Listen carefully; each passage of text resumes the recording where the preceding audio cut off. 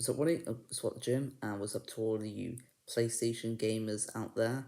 It's time to do a ranking for all the PS4 exclusives I have played.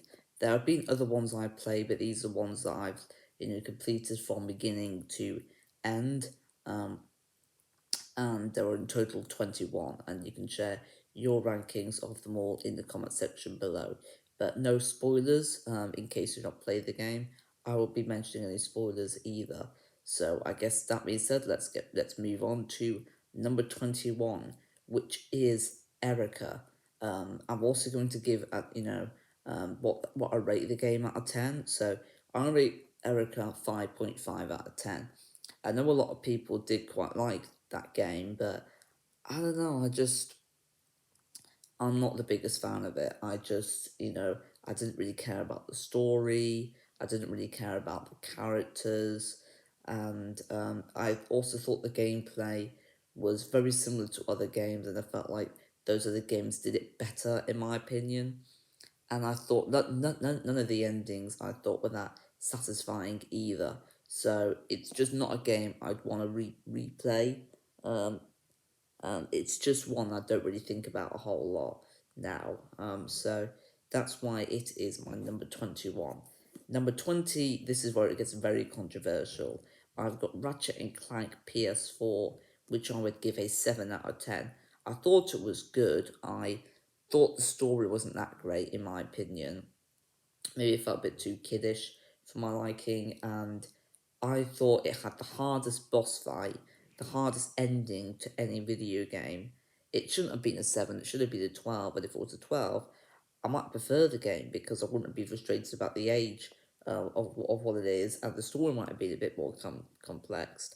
Um, I thought the gameplay wasn't anything that amazing.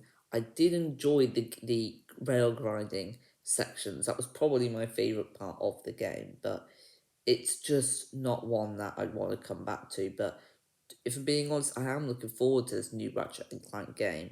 It looks much better in my opinion, so that's all we're going to mention for my number 20. Number 19 is Hidden Agenda. I thought the characters were very good and I did quite like the story as well. I thought the gameplay was quite unique, but it was a very short game and one that can be quite forgettable. But now and I'd give that one a 7 out of 10 if I've not mentioned that yet. And number 18, this is another controversial one, is Shadow of the Colossus Remastered. It's a 7 out of 10. I don't like being confused, especially in video games. The story I just find confusing. I don't really follow that much whatsoever. It's just not my sort of game. I'm not a big fan of stuff like Legend of Zelda. I don't really get that stuff. I've never even played Legends of Zelda game. Um, I'm not a huge Nintendo fan, but I also just found the open world just very dull. There wasn't really much going on, and the Colossus themselves fighting them were very difficult, but I thought were also quite fun. But I never did any of them. It was my dad that did them because I thought they were too difficult for me. All I did was get dad to point A to point A to point B, which we had to still even look up that where we had to go when I didn't even like that we had to look at that up really, and um, there was a way of knowing where they were, but it was quite a complicated way. Well, it's not complicated; it just is a way that I didn't feel like worked that great in my opinion. So all I did was just get them from point A to point B, and that was a bit boring. Um, so yeah, I think overall it is a good game. It was probably was amazing for the time it came out. It's just not my sort of thing, and that's why it is low on the list. But number 17 is Days Gone, which I'd rate Shadow of the Colossus Remastered and Days Gone a 7 out of 10. We're still in the 7 out of 10 club, but not for much longer after this one. I thought the story was great. I enjoyed the flashback missions in the game. I enjoyed some of the characters and relationships with the main character in the game. I thought the hordes were very amazing and unique. I'm not a huge zombie fan, but I thought there was just enough zombies for me to deal with in the game.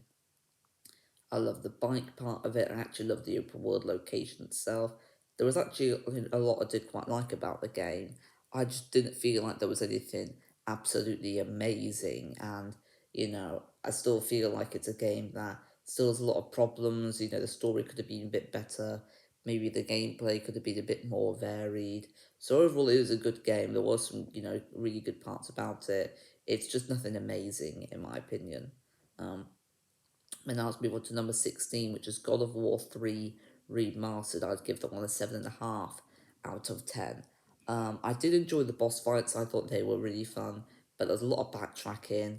I didn't really get the story, really, and I thought the gameplay, there were some parts that worked for me, some parts that didn't. So, overall, it is a game I think about every now and then, but it's not my favorite God of War game. Put it at that. But you kind of have to play it before God of War PS4, just so you know a bit more of Kratos. But now let's move on to number 15, which is Fall Guys Ultimate Knockout. When I did my review, I gave it an 8.5, but now I'm gonna give it an 8. I said I would give it a 9 if I was any better at the game. I'm not. The problem is you're going to have to go on the game loads to be better at it, and I'm not. That's the problem. And I like that there are loads of unlockables and stuff, maybe a bit too many. But I still think it's a very enjoyable game. Nothing groundbreaking, but I thought it was a very fun game to play, and I loved pretty much all the mini games. Some of them were a bit hard, and I think that's one of the main problems is it's too difficult to win. You have to be on it all the time to win, and I don't like that about it really. So that's why it is that quite high up on the list. But now let's move on to number 14, which is Uncharted Lost Legacy. I'd give that one an 8.5 out of 10. I thought the story was great, open world was great, graphics were great. Well, it's not really open world, it's semi-open world, but I thought everything about it was great. So was the action, the puzzles, it just played a bit too safe. I felt like, it was copying the Uncharted formula maybe a bit too much, you know.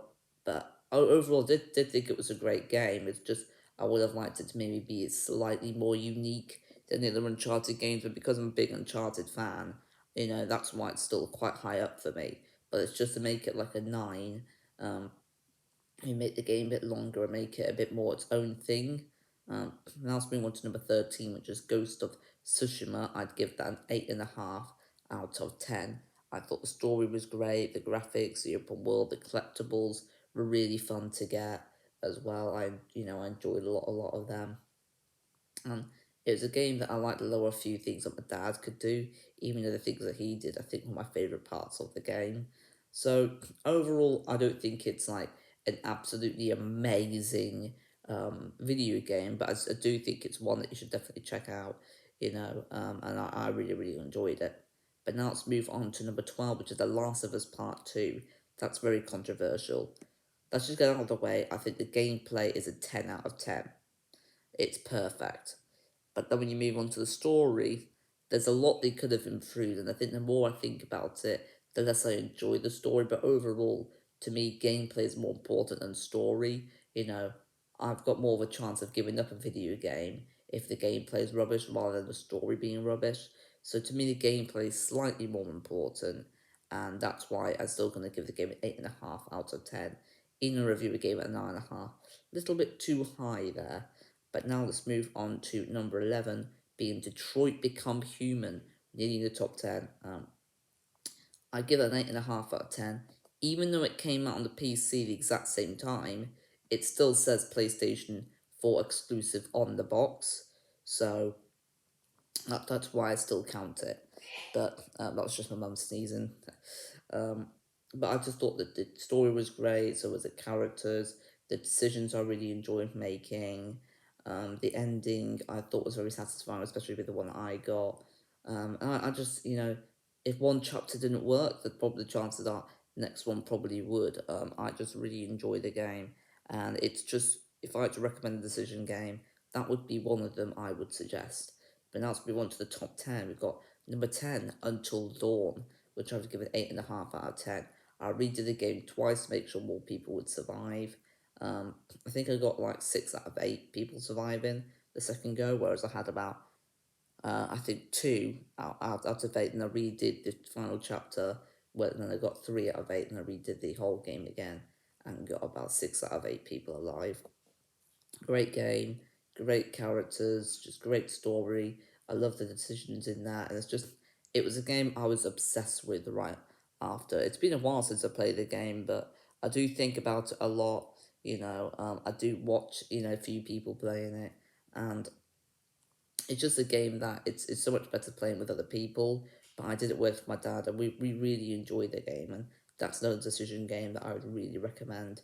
And number nine is Horizon Zero Dawn, 8.5 out of 10. Someone's Until Dawn, but I didn't mention that.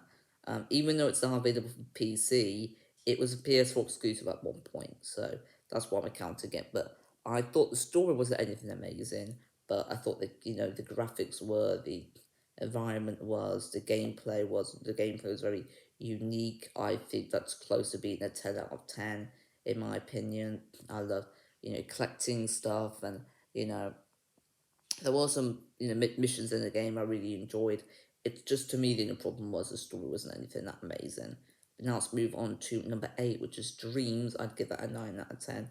I've not done a review for it yet.